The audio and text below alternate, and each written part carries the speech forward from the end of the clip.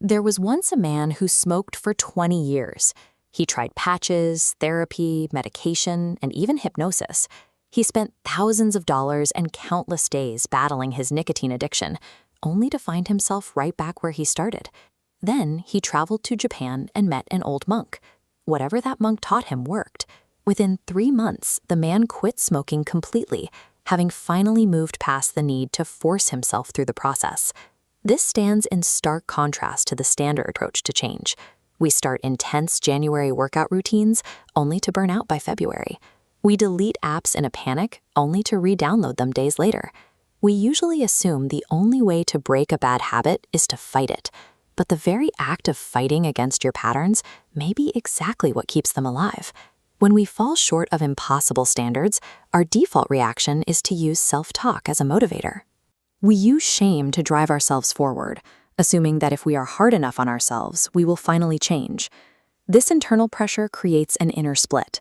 One part acts as the harsh critic, the other a rebellious child resisting control. These sides enter constant conflict. The energy required for change is instead spent on friction, leaving the system stalled. To move forward, we have to recognize that habits are often historical solutions to past problems. The smoker once found relief from stress. The overeater once found comfort. They are patterns to be understood rather than enemies to be defeated. A young Japanese monk who struggled with his temper was once told to stop trying to suppress his anger. Instead, he was instructed to watch it like a passing cloud, observing the emotion as it arrived and allowing it to move across his internal sky. He began to note the heat in his chest and the tension in his jaw. By observing these physical sensations without judging them, he created distance. He could feel the anger rising without being compelled to act on it. This reveals a biological reality about cravings. We often treat them as emergencies that must be resolved immediately, but they are actually brief waves. They surge, peak around the 3-minute mark, then subside. A Tokyo businessman used this timing. He'd set a 10-minute timer and just observe the discomfort. By the time it rang, the intensity had dropped to a stable baseline. Through this practice, you realize cravings are distinct from the awareness observing them. You are the sky, not the storm. Even when we understand our cravings, we often fail because we attempt massive overnight transformations. We want to go from a sedentary lifestyle to training for a marathon by next Monday. The brain's architecture works against this. When you implement a sudden, massive change, the nervous system registers it as a threat, triggering the exact anxiety that drives you back to old patterns. Kaizen provides a biological workaround, continuous 1% improvements. A Kyoto shopper broke her addiction by simply waiting 24 hours before clicking buy. Because the delay was so small, it smoothly bypassed her brain's resistance without triggering the alarm system. Rewiring the brain requires stealth rather than sheer strength. Tiny changes succeed because they do not trigger neurological panic. Even with small changes, a habit often persists because it fills a void. If we scroll on our phones to escape boredom or overeat to soothe loneliness, simply removing the habit leaves an empty space that demands to be filled. This is where Ikigai, your reason for being, becomes essential. Lasting change requires identifying the root emotional need and finding a genuine way to meet it.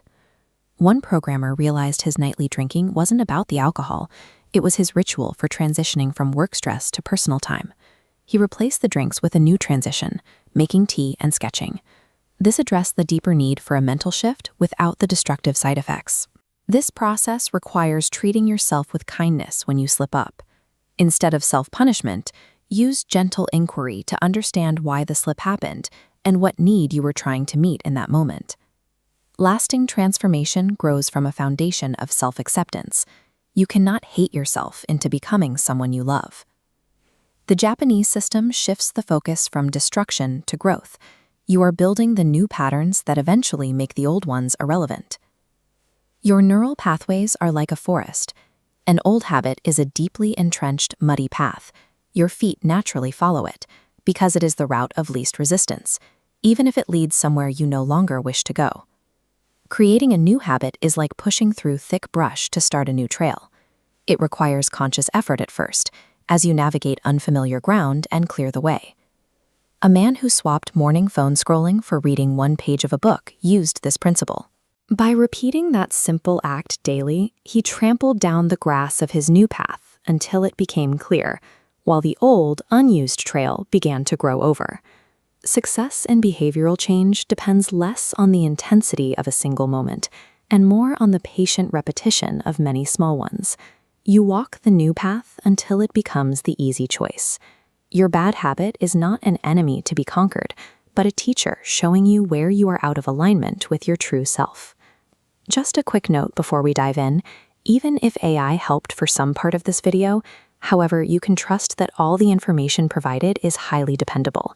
The insights are drawn from the most credible books, authors, and experts, focusing specifically on the principles of growing rich. Because of this carefully curated knowledge, this content is essentially crafted by an expert. If you found this valuable and you want to help others discover it, subscribe to my channel, Scientifier, and share this video. And visit www.scientifier.com. Now go and apply what you learned, right now.